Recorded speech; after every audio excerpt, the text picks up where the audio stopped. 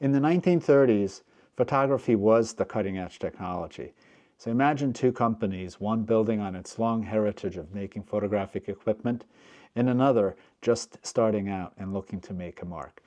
Today, we're going to review these two cameras on Micro Adventures, and I'm your host, Laszlo Vasco. So let's take a look. The first one is the Zeiss Ikon Super Ikonta 531A from 1937, made in Dresden, Germany. Zeiss Ikon at that point was fairly new in terms of being a conglomerate of multiple companies that were put together, but it traces its roots back to the late 19th century, starting out with both lenses and making photographic equipment. The Ikonta series started in 1929, first making folding medium format cameras without rangefinders, and then the Super Ikontas followed in 1933 with the rangefinders, and those are the 531 series as opposed to the Ikonta being the 520 series.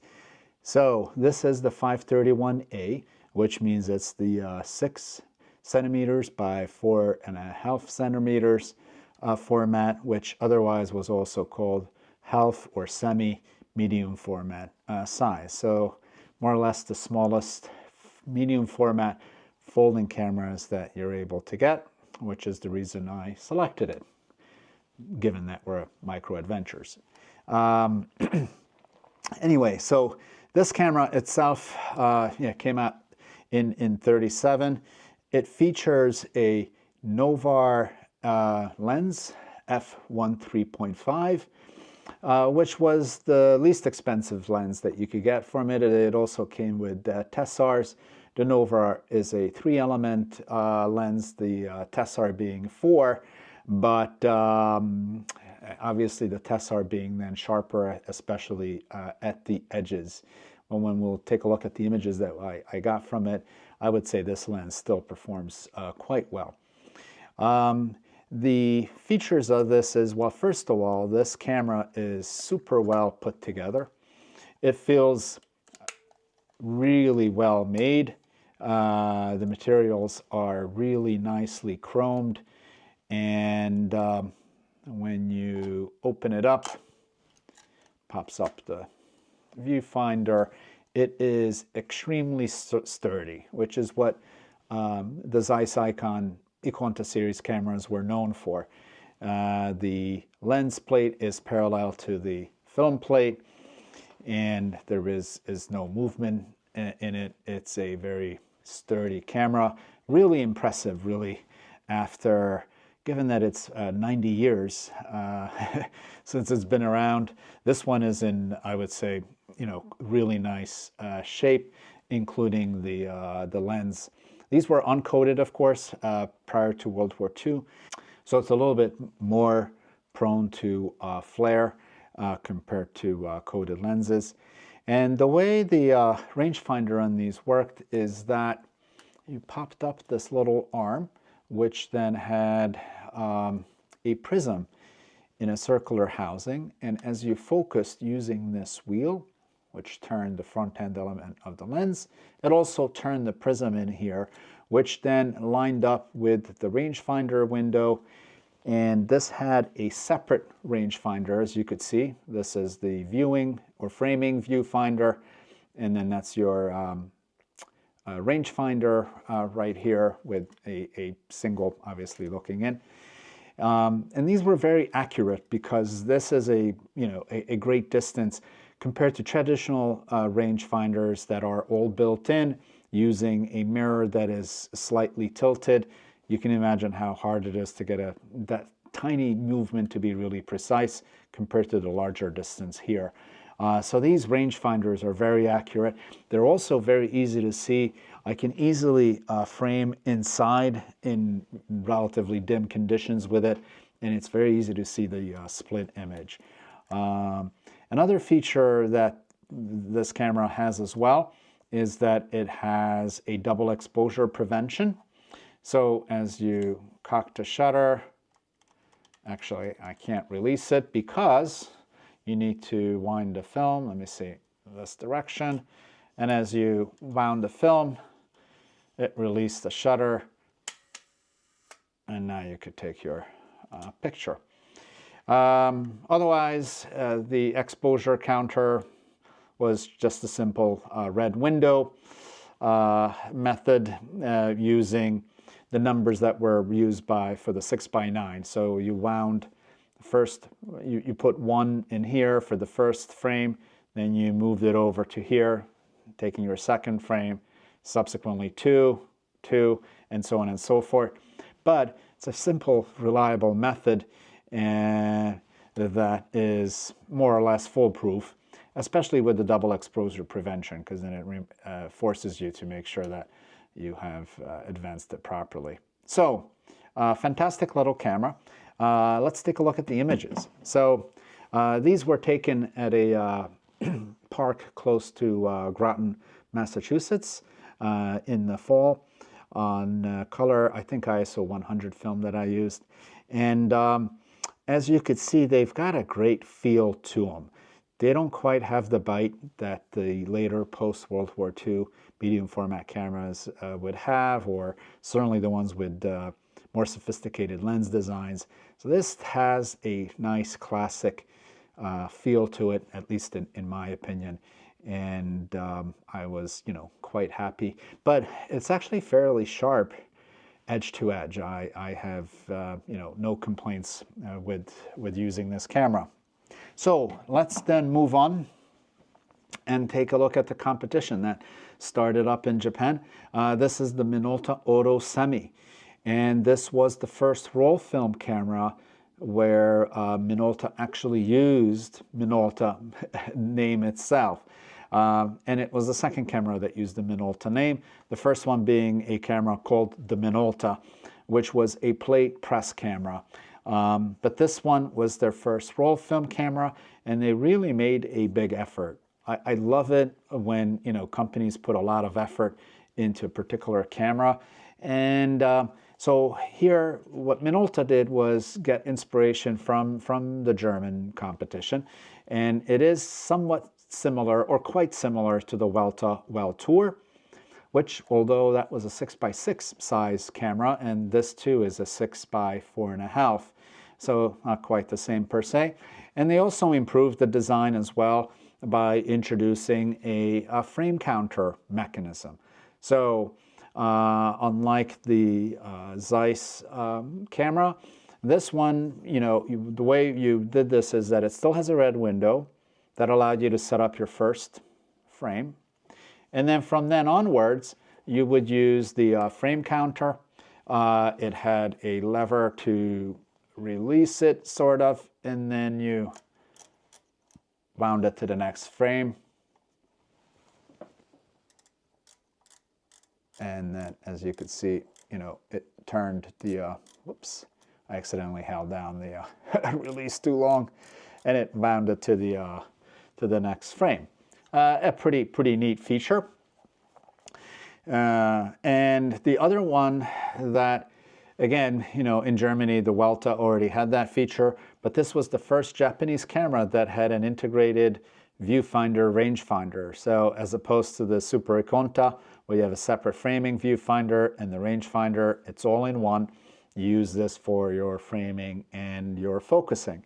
However, it is not as, it is both small, and maybe it's the age of the camera, but it is hard to see the rangefinder view, whereas in this one, it is really, really clear. So that actually works better than the integrated one in this case, or by now, 90 years later.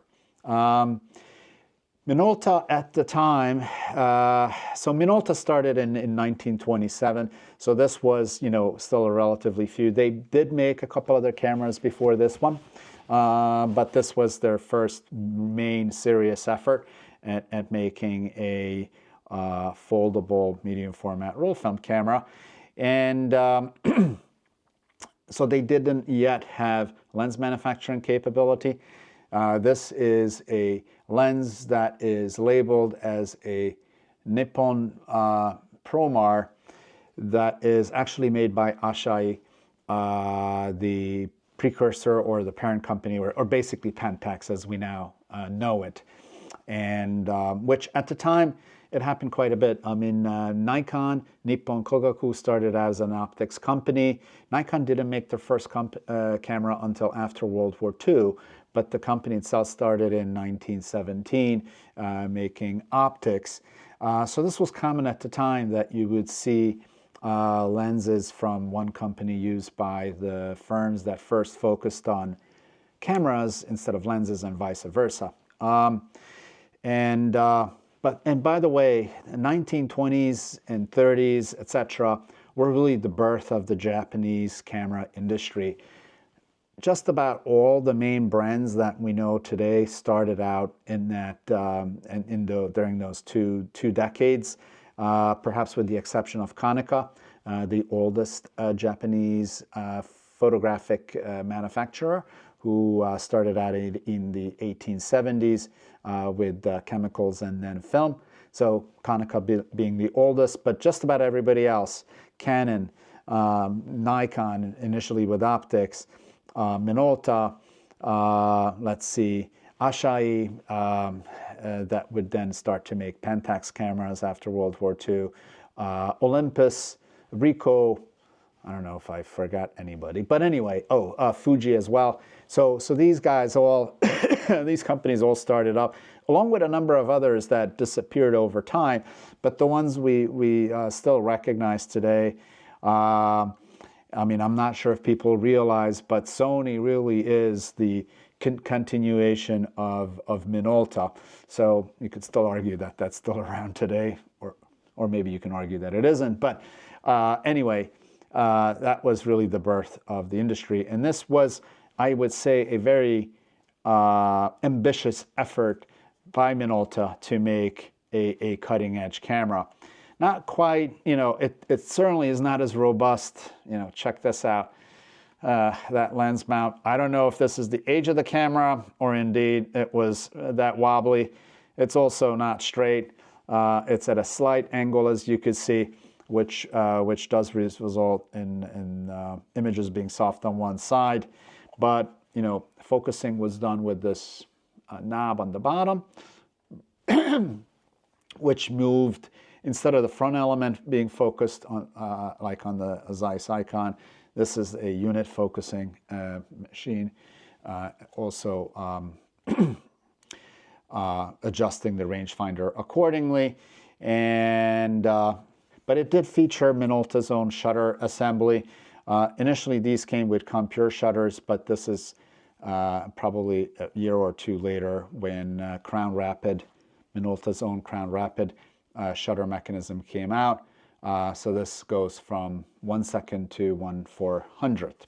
So with that, let's take a look at some of the images that we got from this. This was from a trip to Skytop in the Poconos in Pennsylvania. They've got a really nice trail with a waterfall.